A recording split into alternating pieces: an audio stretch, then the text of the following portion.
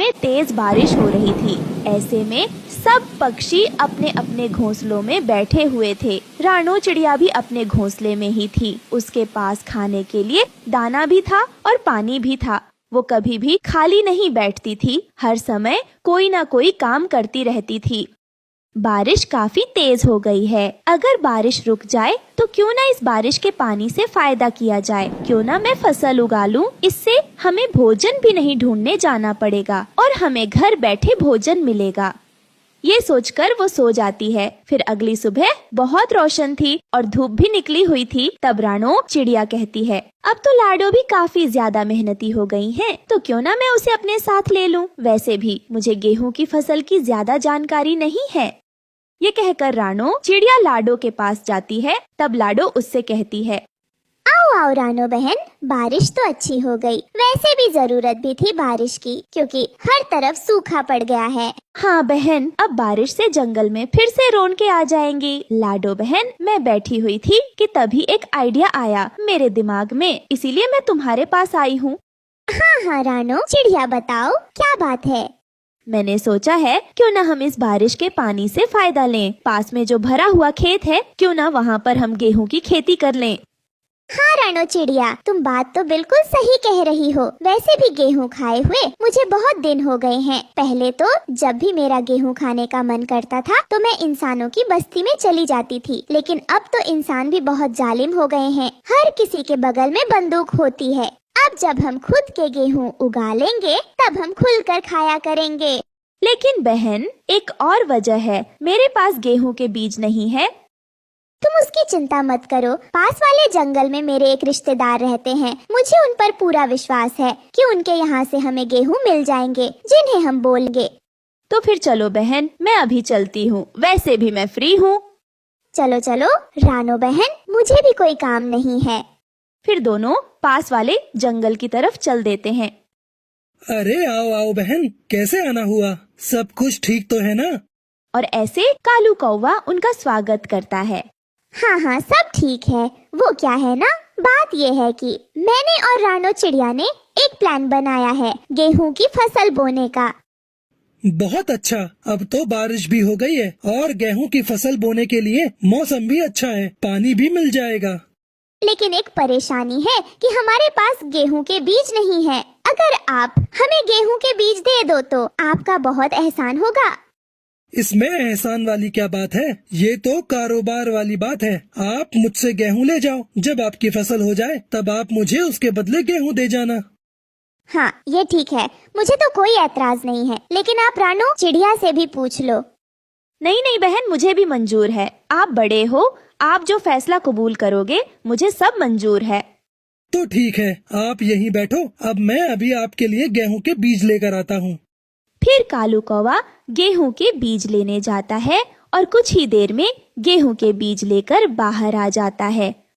ये लो बहन, गेहूं के बीज। लेकिन एक बात याद रखना, मुझे गेहूं की कटाई के समय भूल मत जाना। मेरे गेहूं मुझे वापस जरूर करने आना। कालू भैया, मैं वादा करती हूँ, हम आपके गेहूं के दाने आपको जरूर वापस कर देंगे। फिर रानो और लाडो वो गेहूं के बीज लेकर वहाँ से चली जाती हैं। ये जगह ठीक है बहन, हम यहीं गेहूं के बीज बो देते हैं।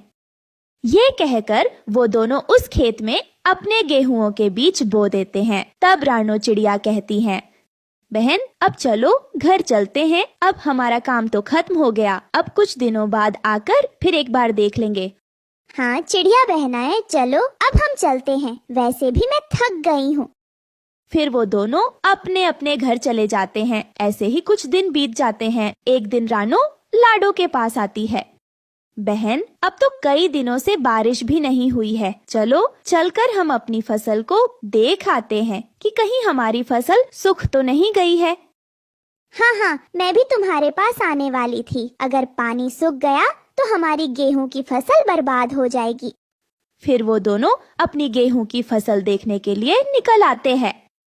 रानो चिड़िया, वही हुआ है जिसका हमें डर था, कहीं हमारी फसल सूख ना जाए। इन्हें पानी की धन्यवाद। फिर बादल चिड़िया के साथ दूसरे जंगल की तरफ आता है और वो चिड़िया बादल को अपनी फसल के पास ले आती है। तब लाडो चिड़िया भी वहाँ आ जाती है और वो बादल को देखकर बहुत खुश होती है। फिर बादल चिड़िया की फसल में बरसात कर देते हैं। तब चिड़िया बादल का धन्यवाद करती है। फिर बादल वहाँ से चला जाता है। रानो चिड़िया, तुमने बहुत बड़ा काम किया है। अब जल्दी हमारी फसल तैयार हो जाएगी। अब बेशक तुम खेत पर न आना, देखभाल मैं कर लूंगी और जैसे ही फसल तैयार हो जाएगी मैं तुम्हें बता दूंगी। ठीक है बहन, अब मैं चलती हूँ। वैसे भी मैं बहुत थक गई हूँ। ऐसे ही कुछ दिन बीत जाते हैं। अब फसल अच्छे से तैयार हो गई है। अब मुझे जाकर रानो चिड़िया को बता देना चाहिए। फिर लाडो रानो के पास आती है और उसे बताती है कि फसल पककर तैयार हो गई है। तब रानो कहती है, तो फिर कब कटाई करनी होगी हमें? रानो चिड़िया, आज ही कटाई कर लेते हैं। तुम जाओ, जाकर फसल काटो। तब तक मैं उस कालू कौवे को बुला लाती हूँ, क्योंकि उसके बीज के बदले गेहूँ भी तो वापस करने हैं। हाँ ठीक है बहन, मैं खेत पर जाती हूँ और तुम जाकर उसे बुला ही लाओ। उसका भी हिसाब यही कर देंगे। और फिर वो दोनों ऐसा ही करते हैं और लाडो भी कालू के पास आ जाती है। अरे आओ बहन, लगता है कि पक गई है हमारी गेहूं की फसल। हाँ हाँ कालू भाई, अभी पक गई है हमारी फसल और आज हमें कटाई करनी है, इसलिए बुलाने आई हूँ। चलो तुम मेरे साथ। हाँ तो फिर चलो चिड़िया बहन। फिर वो दोनों वहाँ से रानो चिड़िया के पास आ जाते हैं। अरे वाह रानो चिड़िया, तुमने तो गेहूं की कटाई भी कर ली। अब लाओ चलो, मेरे गेहूं मुझे वापस कर दो। फिर रानो चिड़िया कालू से जितने उससे गेहूं के लिए दाने लेकर आई थी, उससे थोड़े ज्यादा उसे गेहूं दे देती है। ये क्या, मैंने कहा था ना कि मैं अपने गेहूं वापस ले लूंगा। और वैसे भी ये गेहूं तो मेरे बीजों से ही बने हैं ना, इसलिए अब तुम अपनी मजदूरी लो और चलते बनो यहाँ से। ये सुनकर लाडो और रानो कालू कौवे की मुंह की तरफ देखने लगे। ये कैसा इंसाफ है? हमने कितनी मेहनत की। हमने तुमसे सिर्फ बीज लिए थे। तुम अपने बीज लो और निकलो यहाँ से। ये कभी नहीं होगा। मेरी बात हुई है तुमसे। तुम बुला लो अपने जंगल के पक्षियों को, मैं उन्हें अपनी बात बताऊंगा। फिर वो जो फैसला करेंगे मुझे मंजूर होगा। बहन, हम तो समझ ही नहीं पाए थे इसकी बात को। अब बात बढ़ाने से तो अच्छा है कि ये जो हमें देता है हम वही लेकर चले जाते यहाँ से। अगले दिन रानो उदास बैठी थी। तभी वहाँ से वो काला बादल जा रहा होता है। क्या हुआ रानो बहन, उदास क्यों बैठी हो तुम? रानो चिड़िया से सब बात बताती है, कैसे कालू कौवे ने उनके साथ धोखा किया। अच्छा तो ये बात है, मैं अभी उसे मजा चखाता हूँ।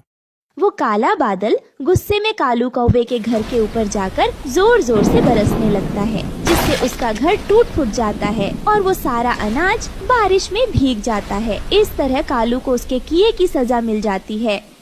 दोस्तों, ये थी आज की कहानी। और हाँ दोस्तों, इस कहानी से ये सीख मिलती है कि हमें किसी के भी साथ बुरा नहीं करना चाहिए। और हाँ दोस्तों, आज का सवाल ये है कि रानो चिड़िया की मदद किसने की थी? अगर आपको पता है तो कमेंट बॉक्स में लिखकर जरूर बताएं। और अगर आप हमारे चैनल पे नए हो तो चैनल को कर दो सब्सक्राइब और हमारी वीडियो को कर दो लाइक। और हाँ दोस्तों, घंटी बजाना ना भूलना। मिलती हूँ मैं आपको अगली वीडियो में। तब तक के लिए बाय बाय।